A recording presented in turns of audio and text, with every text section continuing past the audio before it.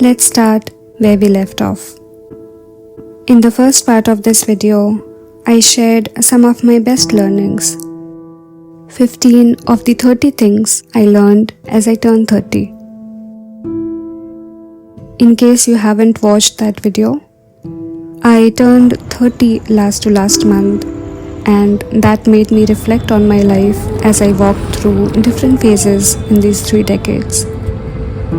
So, here's part 2, some of the sour, bitter, sweet lessons life taught me.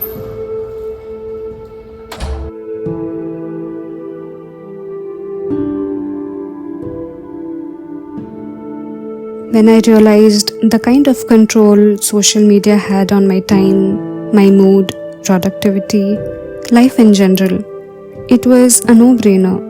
I uninstalled the most draining app on my phone for a set duration.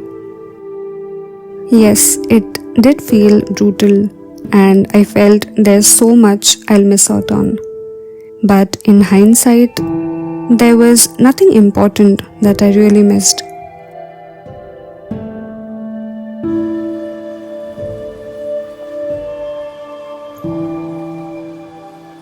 I'll repeat that for you. Ignoring others' red flags is your red flag for your own self. And I have done that countless number of times. I have ignored high degrees of toxic things, knowing very well that they are indeed toxic. It was a good lesson that came the hard way. But I learned that toxic environment, be it people, workplace, or your own habits, it doesn't take you anywhere. In fact, it takes you to all the wrong places.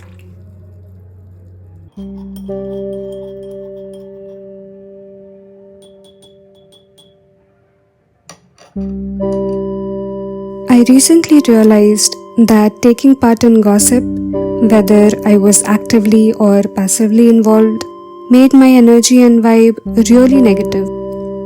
I saw that the more you judge others, the more you judge yourself. So, whenever I find myself in a situation like this, I avoid active participation and try to quickly switch the topic.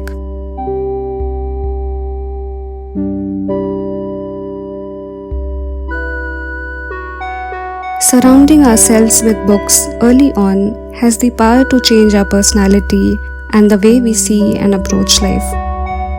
I wish I had learned this sooner, but no point crying over spilled milk. So, I am looking forward to spending my 30s more wisely with things I want to do more of.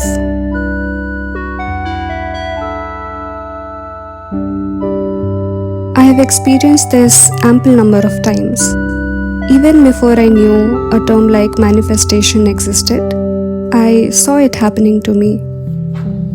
Simply put, if you think about something day and night, you believe it's gonna happen, and you work in that direction, you manifest it.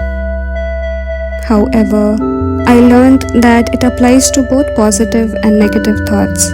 So, moving forward, I'm going to be more mindful of what I manifest.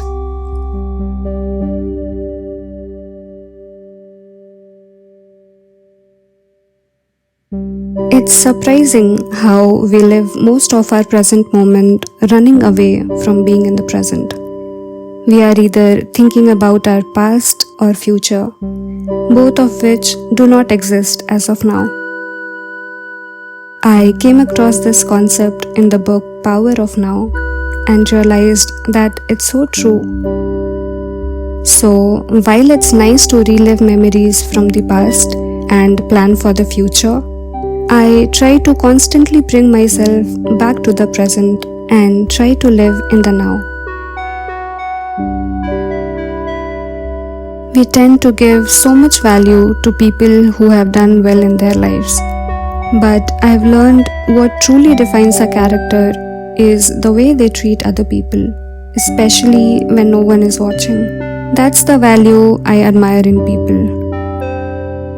And as they say, You're the average of the 5 people you spend the most time with. So, those are the kinds of people I have learned to surround myself with.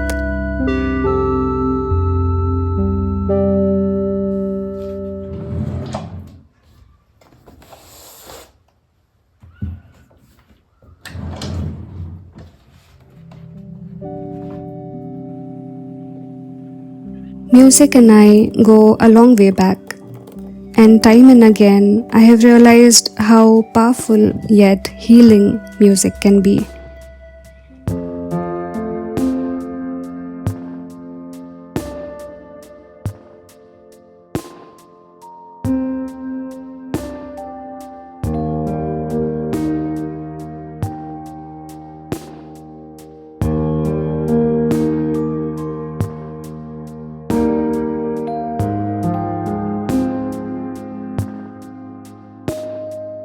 It inspires, energizes, soothes my troubled mind, and even acts as an escape at times.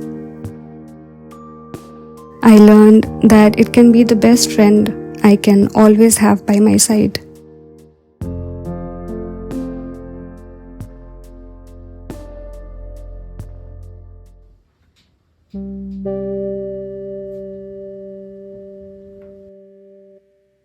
We see amazing people, artists, musicians, and think that they were probably born the best. But their journey of countless nights of hard work is something we don't get to see. I too sometimes get carried away, but I always remind myself that I am where I need to be right now.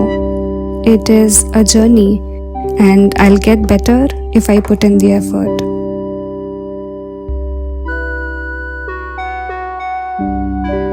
Being a victim of a very common mentality, I thought once I achieve a particular milestone, I'll start enjoying the process of doing something more, and then I'll do it more often and more easily. But I learned that it was such a wrong approach, and hence the outcome was also not what I expected. The thing is, when you're having fun while doing something, you eventually become better at it, which in turn leads to success. And this is a learning I'll try to implement the most in my upcoming years.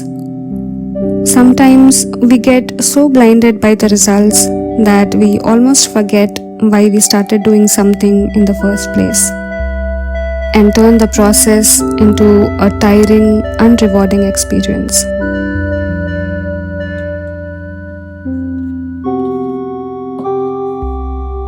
In this phase of my life, enjoying a slower, intentional life at home is the way I want to spend my time.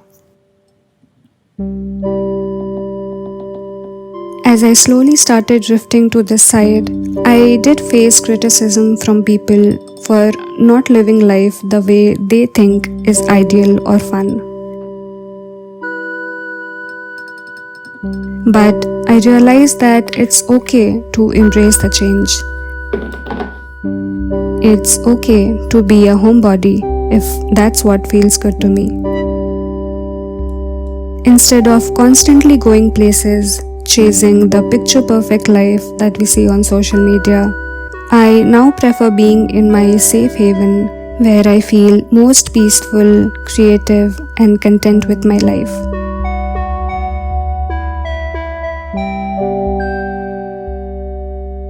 Romanticizing your life, a trend that took off early in the pandemic, but a philosophy that resonates with me just as strongly even years later.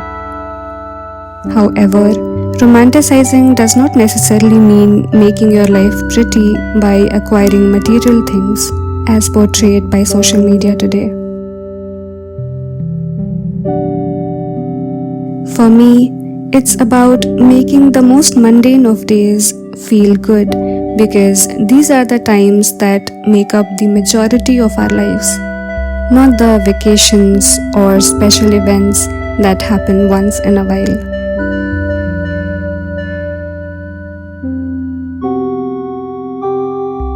I have learned to take the time to enjoy little things that bring joy to me, and slowing down has immensely helped with that. Take the daily mundane things for instance: watching a pretty sunset, enjoying the food on your table, playing a board game with your family or roommates. Just enjoying the flow of these things rather than rushing through them has made a significant difference in my life.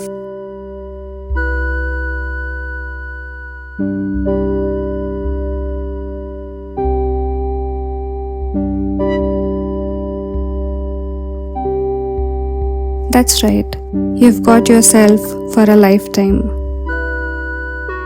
So take care of your mind, body, and soul. Invest some time in exercising, understanding nutrition, reading, meditating. Prioritize yourself and your dreams.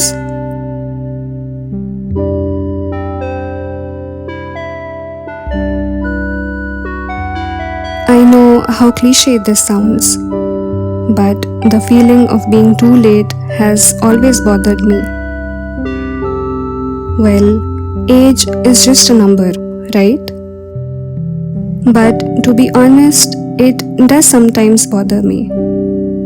I started to learn music at the age of 29. I started YouTube at the age of 30. Many would say it's too late, but the regret of not trying was getting to me. So I did. Even if something doesn't work out, I'll be okay knowing that I tried. So I would say go ahead and get started on your dreams. It's never too late.